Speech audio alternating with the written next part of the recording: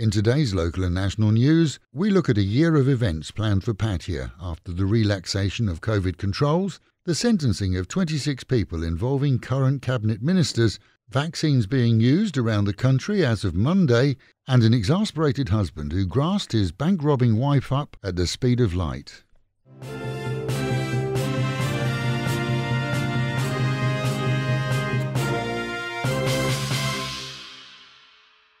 "26 people, including former Cabinet Minister Suthep, were sentenced yesterday to varying jail terms from 9 years down to suspended sentences. This after being found guilty of engineering the mass protests of 2014 that put paid to Yingluck Shinawat's government here. The list includes ministers in current government, and all have been stripped of their positions. The 26 were found guilty on charges ranging from incitement to rebellion, work stoppages by workers, illegal assembly of more than 10 people to cause unrest, intrusion into state property, and disruption of an election.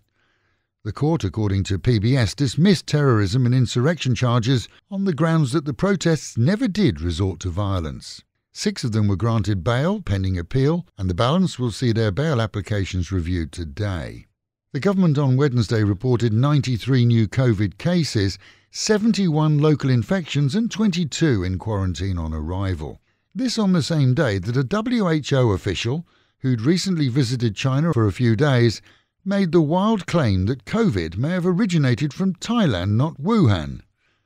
Here, testing has proven his claims to be total fantasy, and that's been accepted by most of the world. But as the credibility of the WHO has become a joke in itself, it's likely that the Danish scientist was perhaps misled during his whistle-stop tour of certain parts of China in a controlled and very regulated visit there for a few days. With vaccines now here in Thailand, Samut Sakhon, Chiang Mai and Tak will start vaccinating priority groups including health workers from next week. And as more are approved, the inoculation programs will spread to other regions including our own.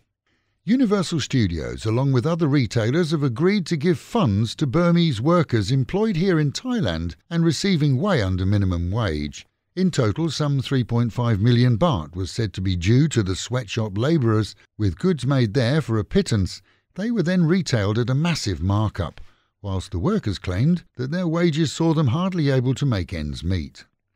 On Phuket, a local cop is being dealt with as of yesterday following claims that he got drunk and fired his handgun at various targets, including a noodle seller who was injured during his intoxicated ramble. He now faces disciplinary and criminal charges. The unprovoked shooting left the vendor in a critical condition, and the local police commander has, according to reports, demanded his dismissal from the force. When a 22-year-old Prachuap Khiri Khan woman denied being the armed bank robber caught on camera failing to rob a local bank, her husband grasped her up at the speed of light. It seems that she owed money lenders for her gambling debts and had previously robbed a pop band and swindled several of her ex-employers. Her husband, exasperated, was relieved that she was finally nabbed. She claims that she's innocent, but the evidence is all against her. Meanwhile at home, and Pattaya's mayor plans to take full advantage of the relaxation of COVID controls, bringing back the weekend events that have made the city popular prior to last December. You'll soon notice illuminations around the city as part of the Light of Pattaya promotion. With plans to relaunch the Pattaya Music Festival, food festivals, sporting events and a lot more, there's no word on Songkran, which traditionally brings masses close together and would be devoid of social distancing. Otherwise, it's thumbs up for 2021. And with the reminder, mitts, masks and meters. Wash your hands, wear a mask and keep social distancing. And the Met Office promising highs today of 32 dropping down to 25.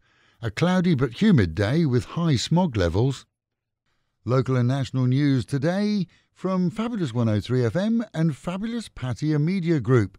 And to get a notification every time we release another bulletin or program, like and subscribe to our channel, Fabulous Pattaya Media Group, by using the link below.